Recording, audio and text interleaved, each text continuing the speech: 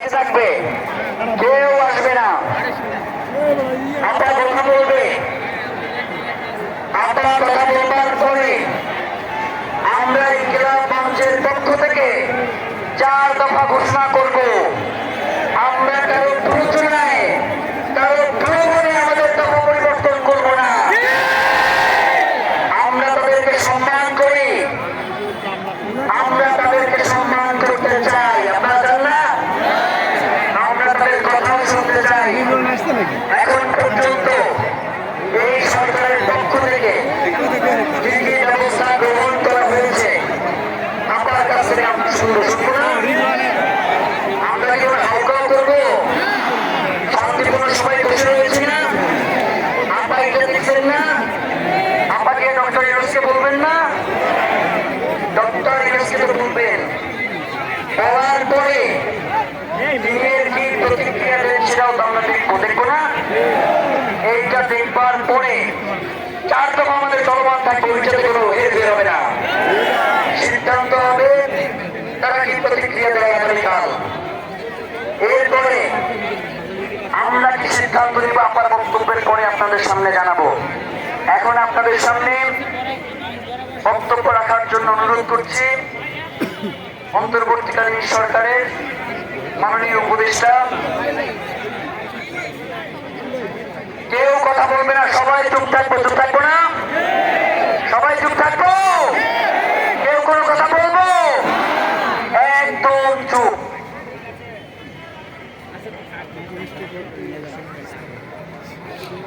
শুরুতে আপনাদের সামনে ডিএমপি কমিশনার কিছু কথা বলবেন, এরপরে আমাদের উপদেষ্টা তিনি কিছু কথা বলবেন।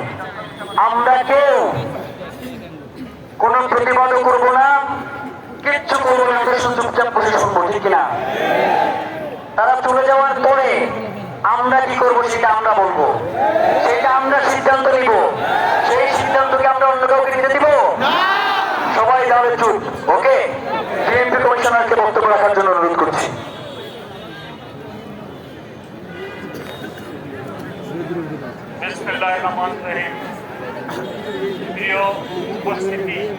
প্রিয় উপস্থিতি, আমার সালাম নিবেন। আপনারা অনেক কষ্ট করতেছেন, আমরা জানি আপনাদের এই কষ্টের লাঘব হোক, সেই জন্য আমরা সবাই কাজ করে যাচ্ছি। শরীফ ওসমান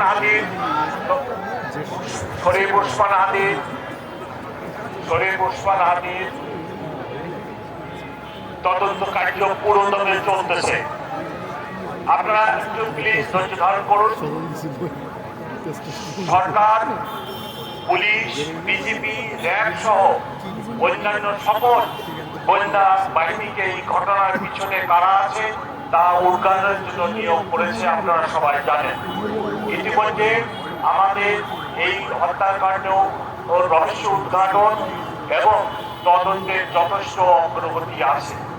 তদন্তের স্বার্থে আমি তদন্তের সব বিষয়াদি এখানে বলাটা ঠিক হবে না, তাহলে আমাদের প্রতিপক্ষ আমাদের রহস্যগুলো জেনে যাবে। তাই যতটুকু সম্ভব তদন্তের যে অংশটুকু বলা যায় আমি সেগুলো আপনাদের কাছে এখন বলছি। মামলা তদন্তে চলাকালীন এ যাবৎকাল 10 জনকে গ্রেপ্তার করা হয়েছে। তার মধ্যে উল্লেখযোগ্য আছে হুমায়ুন কবির ফয়সালের বাবা, হাজি বেগম ফয়সালের মা সামিয়া, ফয়সালের স্ত্রী শিপু, ফয়সালের স্ত্রীর বড় ভাই মারিয়া, ফয়সালের গার্লফ্রেন্ড নুরুজ্জামান, ফয়সালের পলায়নে প্রাইভেট গাড়ি র্যাবের কার সরবরাহকারী ও অন্যতম সহযোগী কবি মোটরসাইকেলের সম্ভাব্য সরবরাহকারী। এই তদন্তে আমরা যে 2টি পিস্তল ব্যবহার করা হয় সেই পিস্তল 2টি উদ্ধার করেছি। সেই পিস্তল 2টি এখন পরীক্ষার জন্য সাইন্টিফিক পরীক্ষার জন্য আছে, সেটা তদন্তের স্বার্থে আমাদের প্রয়োজন। যে মোটরসাইকেলটি ব্যবহার করা হয়েছে সেই সাইকেলটি ডিবি পুলিশ উদ্ধার করেছে। এছাড়া এই হত্যাকাণ্ডের পিছনে অনেক টাকা ব্যয় করা হয় এবং 200 218 কোটি সই করার চেকও আমরা উদ্ধার করেছি। এটি একটি দর্শনজনক হত্যাকাণ্ড এবং এর পিছনে অনেকের জড়িত থাকার কথা। আমরা 10 জনকে অ্যারেস্ট করেছি এবং আমি এখানে বলতে পারতেছি না, তবে এর পিছনে কারা আছে সেগুলোও উদ্ঘাটনের জন্য আমরা জোর প্রচেষ্টা চালাচ্ছি এবং অনেক ক্ষেত্রে আমাদের যথেষ্ট অগ্রগতি আছে। আমরা আশা করতেছি আগামী 10 দিনের মধ্যে অর্থাৎ জানুয়ারি মাসের 7 তারিখের মধ্যে এই মামলার চার্জশিট দিব। এই মামলা সংক্রান্তে আমার কাছে মধ্যবর্তী যে তথ্য আছে আপনাদেরকে দিলাম, যতটুকু তদন্তে প্রকাশ করা যায় ততটুকুই বললাম। আগামীকাল আরো বিস্তারিত ভাবে আপনাদেরকে আমার মিডিয়া সেন্টার থেকে টিভি চিফ ইন ডিটেল বলবেন। আপনারা নিশ্চয় আমার কথা বুঝতে পেরেছেন। সবাই ধৈর্য ধারণ করুন। আমরা